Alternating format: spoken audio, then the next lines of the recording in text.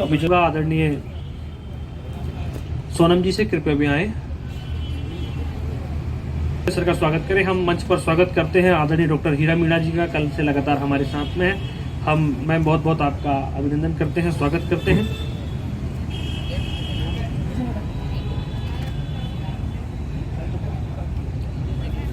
पुष्प देख के स्वागत।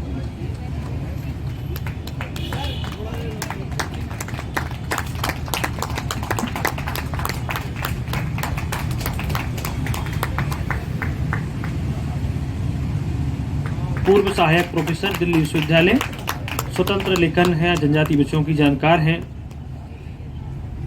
आपका योगदान साहित्यिक, सांस्कृतिक, शैक्षणिक गतिविधियों में रहा है और लगातार देश भर में आप जनजातीय सांस्कृतिक विषयों पर बोलने के लिए जाती हैं। आपका हमारा सौभाग्य है कि विश्वरंग में आपकी उपस्थिति हम सभी की प्रेरणा का कार्य है। हम डॉक्टर हीरा मीणा जी का भी अभिनंदन करते हैं, डॉक्टर जयंती भाई चौधरी जी का अभिनंदन करते हैं। और ये समृद्ध मंच जनजातीय साहित्य और भारतीय साहित्यिक परंपराएं, उस पर हम चर्चा करेंगे।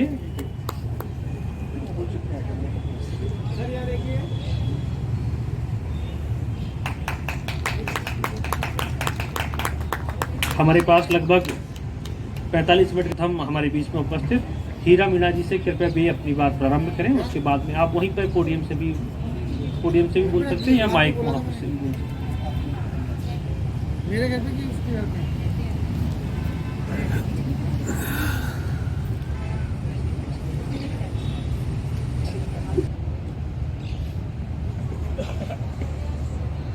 आज के पुरखों की धरती है, इसीलिए इसका नाम भी भोपाल के नाम से जाना जाता है।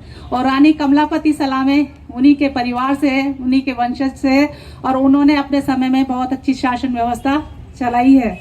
ये आदिवासियों का गौरवशाली इतिहास है। और जैसा कि विषय हमें दिया गया है जनजातीय साहित्य और भारतीय साहित्य परंपराएं, तो आपको जानना होगा कि जनजातीय साहित्य क्या है और भारतीय परंपराएं क्या है।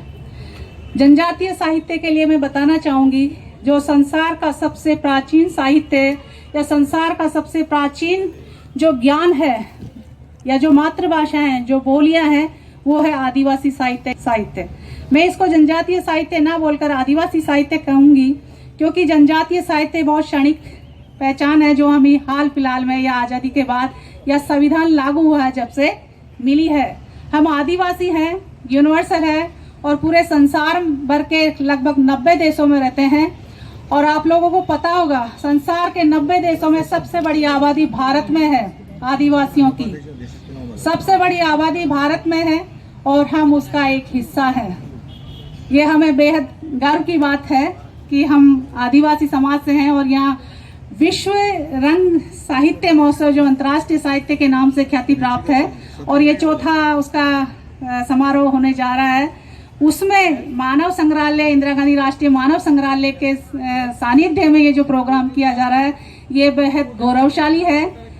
इसलिए गौरवशाली है क्योंकि हम अब तक राष्ट्रीय स्तर पर मनाते थे, पहली बार ये अंतर्राष्ट्रीय स्तर पर शामिल हुआ है। इसलिए मैं टैगोर विश्वविद्यालय के सभी जो सुधीजन हैं जिन्होंने इस को शामिल किया है या सौजन्य से इस प्रोग्राम को निभा रहे हैं सहभागिता, उन सब के प्रति मैं करबद्ध बहुत आभार व्यक्त करती हूँ और अभिनंदन करती हूँ कि उन्होंने हमारा भी ध्यान रखा है। हमारा ध्यान रखने का मतलब हमें एक परिसर दिया टंट्या भील के नाम से और हमारे मंच का संचालन हुआ। लेकिन मैं कहना चाहूंगी कि 3 घंटे आदिवासी साहित्य के लिए पर्याप्त नहीं होते हैं। आदिवासी साहित्य के लिए आपको बहुत समय देना होगा, क्योंकि आपने विश्व रंगमंच के नाम से पूरा हॉल लिया है। हॉल के अलावा 6 हॉल अलग से ले रखे हैं और वो लगातार सुबह से लेकर शाम तक चल रहे हैं। और आदिवासी साहित्य के नाम पर आप 3 बजे से लेकर 6 बजे तक का सत्र आयोजन कर रहे हैं। ये है भारतीय साहित्य और जनजातीय साहित्य की हकीकत। ये बहुत तगड़ी हकीकत है कि हम हाथी के दांत दिखाते कुछ और खाने वाले दांत हमारे कुछ और होते हैं। ये सच्चाई है जिसको हमें जानना होगा और बर्दाश्त भी करना होगा और उसको स्वीकार भी करना होगा।